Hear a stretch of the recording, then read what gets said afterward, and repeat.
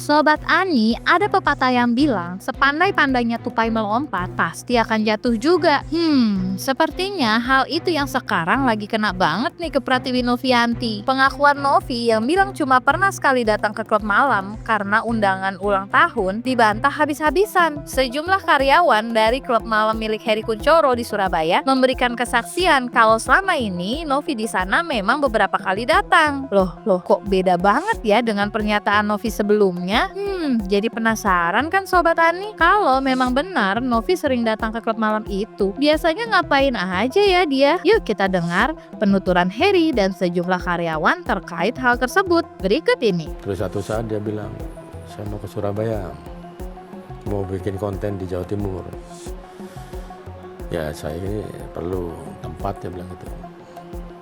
Karena Novi kan tidak kenal siapa-siapa di sini kan. Akhirnya ya sudahlah, saya siapin tempat itu. Dia sama timnya sudah jalan ya seperti biasa, dia keliling kemana, pulang malam. Ya suatu saat dia juga pengen refreshing lah gitu. Ya udahlah, kebetulan saya punya klub, ya udah refreshing tempat saya aja lah, santai-santai. Ya itu dia sering kesini ya. Saya kebetulan DJ residennya di Bluefish Surabaya, tempat dia sering datang ke Bluefish. Jadi saya tahu, saya lihat dia di Bluefish, saya kenal dari situ. Itu kan karena ada DJ-nya ada 3 kan. Setiap 1 jam sekali kita pergantian DJ. Setelah saya selesai pergantian DJ, saya turun menghampiri tamu saya. Tamu saya perempuan, mejanya itu berseberangan dengan mejanya Teh NP. Saya minumlah dengan teman saya. Asisten Teh NP datang kepada saya, bilang, "Kak, dipanggil Teh NP." Baik, saya salam kenal. "Oh Kak, dulu saya ngefans." Terus setelah itu asistennya sama Teh NP kasih saya, maaf gak apa-apa ya, kita jujur aja, kasih saya gelas miras.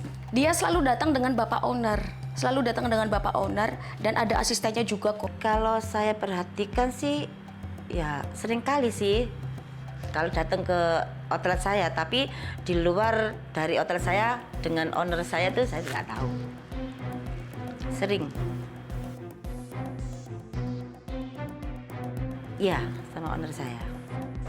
Jadi kalau misalkan kenal Tenopi itu dari tahun berapa ya? Kalau nggak salah 2022 atau 2023. Itu aku kenal di Bluefish, tempat aku kerja.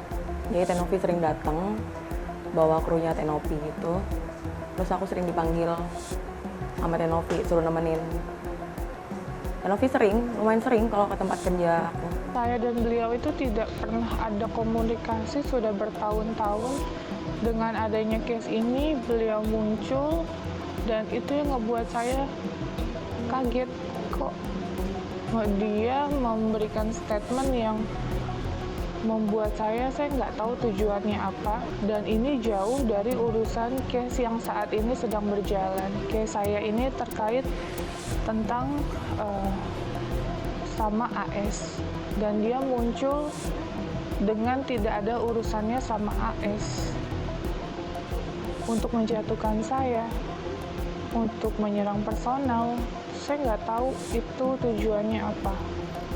Saat pertama kali videonya datang ke klub malam viral, Novi sempat berkali-kali memberikan klarifikasi. Selain karena diundang acara kolega, dia juga menekankan soal gaya busananya. Secara tegas, Novi menyebut kalau dia memakai baju formal, sehingga jangan dibawa ke arah yang negatif. Tapi penuturan sejumlah karyawan klub malam milik Heri seolah menggambarkan kalau Novi memang getol banget saat datang ke sana. Dia bahkan mendapat perlakuan khusus dan disebut sebagai tamu istimewa loh. Saya diundang sama beliau karena beliau adalah salah satu donatur yang waktu itu membantu kami dan memberikan support dalam bentuk kaos. Jadi dia punya perusahaan, kaosnya itu ada nama perusahaannya dia, dan kita berikan ke orang-orang yang membutuhkan atau ODGJ yang terlantar di jalan gitu.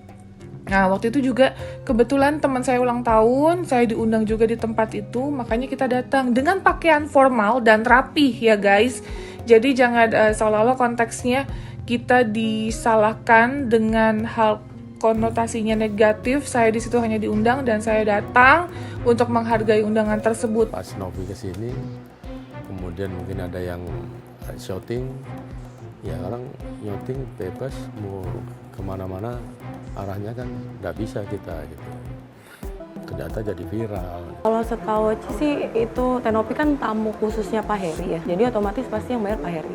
Aku yang benar-benar nemenin itu 2 kali. Terus karena aku yang handle tamu, akhirnya Tenopi manggil aku tuh 3 kali ketemu Tenopi. Ya TNP duduknya di sebelahnya Bapak, sebelahan sama Bapak. Ya ngobrol-ngobrol sama Bapak, ya kelihatan deket sama Bapak. Sering bisik-bisik, tanya ngobrol gitu sama Bapak. Selama 3 bulan ya pasti sering lah. Namanya dia juga pengen happy ya, pengen nikmati hiburan, ya itu sering-sering aja.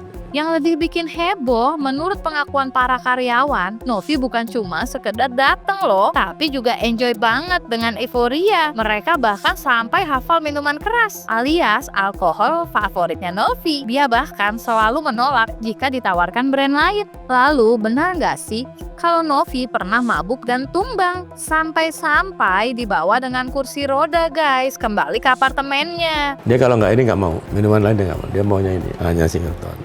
Kalau timnya lain, kalau timnya biasa minum Chivas, ya kalau dia Singleton. Dikasih apapun dia nggak mau, ya udah ini aja. Dia mungkin udah cocoknya gitu ya. Kalau yang aku lihat ya suka minum aja. Mungkin kan karena dia pengen happy ya sama krunya ya. Ya minum-minum aja. Singleton. Setahu aku ya selama sama aku ya Singleton itu yang diminum. Enggak sih, Tenopi selalu ditemenin sama Pak Heri soalnya kalau kesana. Kalau tumbang sih enggak, tapi agak gentayangan sih gitu. Jalannya miring-miring gini. Nanti kalau lagi deket sama owner saya gitu, ya kayak manja-manja gitu. Ya pernah. Bahkan saya pernah ini pakai kursi roda. Kereta dorong ada di sini, kereta dorongnya. Udah nggak kuat sekali, sampai apartemen pun masih dorong, sampai atas pun gotong itu. Ada tumbang. Saya waktu itu ditelepon sama Pak Heri untuk diminta tolong. Pada saat itu Pak Heri membawa teman atas nama Pratiwi Novianti untuk minta tolong mengantarkan Pratiwi Novianti ke dalam kamar unit apartemen. Si Pak Heri menanyakan waktu itu ada kursi roda nggak di posko security. Waktu itu saya bilang ada. Akhirnya saya ambilkan kursi roda dan saya membantu Pratiwi Novianti yang posisi sedang mabuk berat. Saya bopong, saya bawa ke dalam apartemen melalui lobi ini. Saya bawa ke lantai 16, saya taruh di sofa. Kurang lebihnya sofanya seperti ini. Novi waktu itu saya bopong dari kursi roda. Saya taruh di sofa seperti ini. Setelah saya taruh di sofa, saya izin sama Pak Heri, diizinkan untuk pergi dan Pak Heri masih menemani Novi di sini. Buktiin aja kalau emang ada videonya dan saya pastikan video itu nggak ada, ya. Saya pastikan video itu nggak ada. Jadi kalau emang dia ngomong katanya ada buktinya dan lain-lain, ya sudah buktikan aja, ya kan? Jangan sampai cuma menggiring omongan orang tapi tidak ada bukti sama sekali. Gitu, dari kemarin ngomong keluar-keluar tapi nggak ada nunjukin bukti. Ada security yang ngomong ternyata pada saat kita cek ke manajemen ya, ternyata itu security-nya sudah resign dan dipecat atau apalah dari 2023 security-nya itu udah nggak ada di situ. Kok bisa dia sekarang ngaku-ngaku jadi security apartemen situ?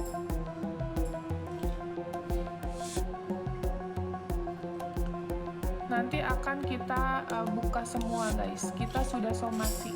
Sobat Ani, tahu nggak sih, awal mula panasnya perseteruan Pratiwi Novianti dengan Heri Kunchoro, ternyata pada bulan November 2024, Novi sempat menghubungi Lia, asisten dari HK, untuk membuat klarifikasi terkait video dirinya di klub malam. Padahal pada saat itu, belum tersebar loh ke publik sehingga akhirnya ditolak. Permasalahan jadi semakin pelik nih saat Novi membongkar chat pribadi dengan Heri di media sosial. Lia sebagai asisten pun ikut dituding menjatuhkan bosnya, tapi kemudian memberikan klarifikasi dan menduga adanya rekayasa chat yang sebelumnya disebarkan oleh Novi. Pada saat tanggal 23 November 2024, saya benar menghubungi Mbak Lia terkait saya ini mendapatkan informasi ada video video saya bersama Pak Haka dari FA. Saya nggak tahu tuh FA dari mana.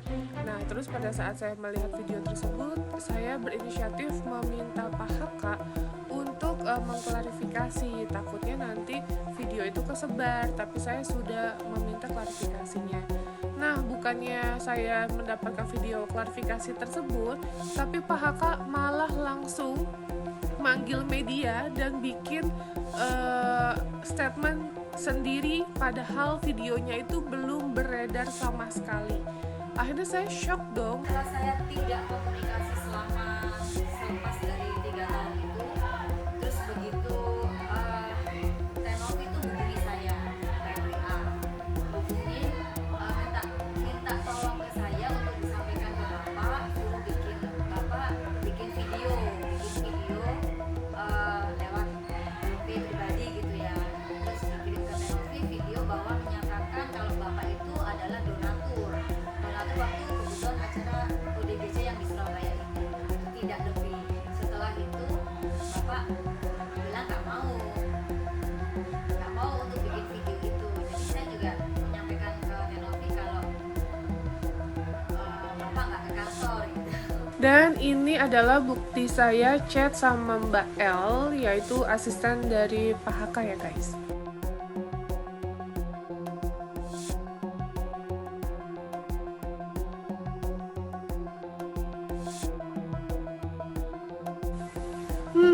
Kok bisa sekarang memberikan statement yang berbeda? Saya nggak tahu tujuannya apa, hanya Allah yang tahu. Tapi yang jelas saya di sini tidak memiliki masalah apa-apa sama Pak Haka dan juga asistennya selama saya kenal. Dan diperjelas lagi, saya tidak pernah bertemu sama beliau lagi. Sempat kaget juga ya, sempat kaget terkait dengan Teh NP itu nyebar chat saya.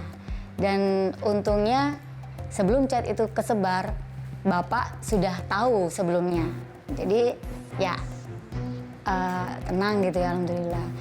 Nah terus nggak nyangka juga karena saya itu tentu melakukan yang terbaik untuk Bapak ya. Karena saya kan udah ikut Bapak juga nggak setahun 2 tahun. Udah ya layaknya, ya pokoknya saya akan melakukan yang terbaik buat Bapak. Terkait dengan chat yang disebar itu, mungkin itu terlintas pikiran saat itu, dan itu pun juga chat yang menurut saya sih udah lama itu. Jadi ya saya sangat menyesal dan menyayangkan kenapa kok sampai disebar chat saya itu. Jadi memang saya melihat chat yang disebar itu adalah kepotong-potong, kayak bukan diedit ya mungkin dipotong-potong gitu. Ya udah, mau gimana lagi, apa yang sudah terjadi ya saya syukuri aja gitu, disyukurin. Kalau bilang saya mau mungkin pansos atau cari panggung atau apa, itu saya enggak, karena tujuan saya di sini hanya melakukan yang terbaik untuk Bapak. Ya kalau saya sih nganggap sama Novi itu biasa ya, nggak ada masalah saya sama Novi. Tapi kadang-kadang kok dia sendiri yang membuat satu masalah. Komunikasi saya terakhir itu masih baik-baik saja. Dia masih komunikasi baik, chat WA masih. Terakhir dia nggak mau ngubungi saya. Apa-apa selalu melalui asisten saya. Bahkan kemarin saya ngomong sama asisten saya, waduh Novi kok begitu tuh. Gara-gara Novi itu istri saya marah. Dia sampaikan ke Novi. Saya baca juga chatnya, Pak, itu Pak Heri marah-marah tuh. Gara-gara chat WA Pak Heri yang disebarkan di media, keluarganya tahu, istrinya marah-marah. Jawabnya apa? Biarin, dia bilang itu. Di tengah panasnya perseteruan antara Novi dan Haka, semakin heboh dengan munculnya DJ Marta. Dia sempat membantah semua tuduhan yang mengimplikasikan adanya hubungan spesial antara Novi dan Heri. Tapi setelah itu dia justru menelpon sang Crazy Rich Surabaya untuk menyampaikan permintaan maaf. Kok bisa berubah pikiran gitu ya Sobat Ani? Memang apa sih yang sebenarnya terjadi di malam saat ia bersama Novi di klub milik Harry. Saya sempat lihat juga itu Mbak Re itu mewawancarai di Cimarta. Saya sempat ya ketawa-ketawa aja. Mbak Re itu cukup jeli. Coba lihat, ini waktu itu Novi pakainya seperti ini. Yang satunya pakainya beda. Tapi Marta kan bingung jawabnya. Ya mungkin ganti baju. Itu kan jawabnya. Nah sekarang ketemu saya langsung kan. Ya itu di acara yang berbeda. Ada dia WA saya. Udah. Dia bilang, Pak, aku mau minta maaf. Minta maaf aja, makasih Pak. Nggak saya balas. Karena dia tahu, mungkin dia merasa salah. Membawa statement-statement itu nggak sesuai dengan kenyataan di lapangan.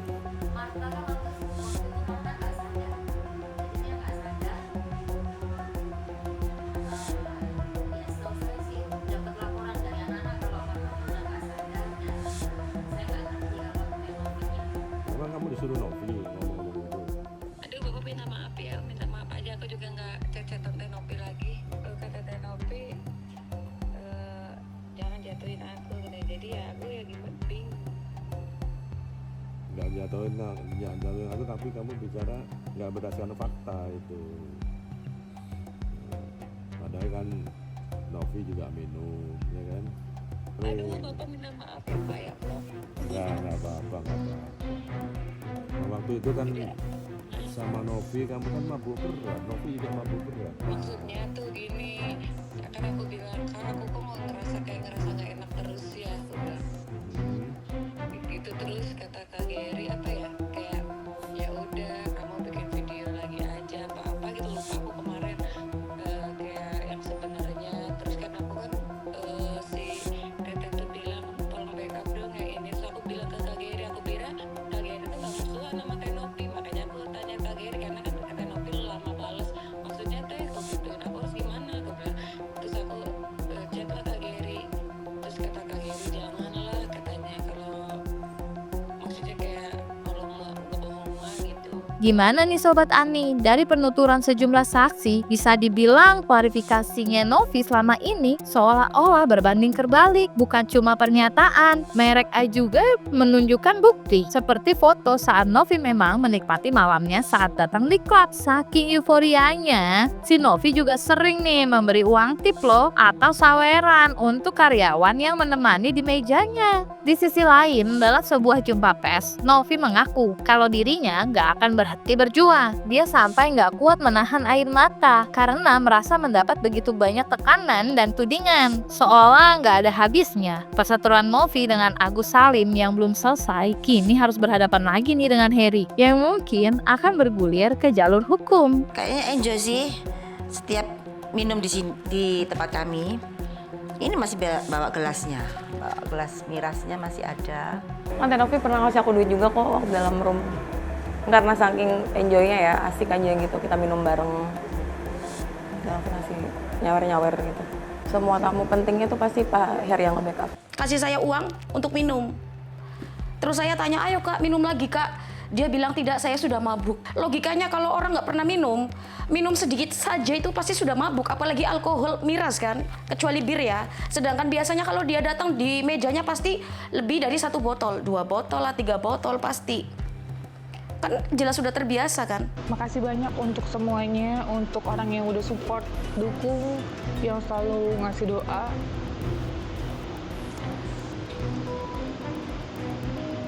Saya ucapkan terima kasih banyak sekali lagi. Intinya saya akan tetap berjuang sampai kapanpun. Saya punya tanggung jawab untuk anak-anak saya, untuk orang-orang yang saya rawat, untuk orang-orang yang selama ini ada di yayasan saya.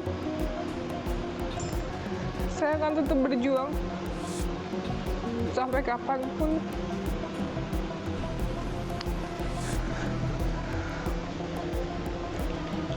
Permintaan saya ya, supaya sadarlah ke depannya jangan begitu, yang nantinya akan ya merepotkan orang lain.